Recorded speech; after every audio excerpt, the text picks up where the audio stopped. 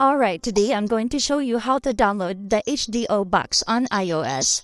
Here's how you can get HDO box on your iPhone or iPad. First, download the HDO box IPA file. Visit the official HDO box website or trusted sources to download the HDO box APA file. Then, install the sideloadly on your Windows PC. Download and install the sideloadly from its official GitHub page.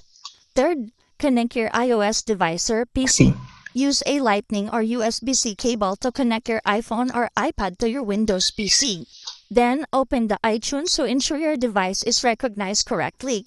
Fourth, launch the sideloadly and load the IPA file. Open the sideloadly and drag the downloaded HDO box IPA file into the application.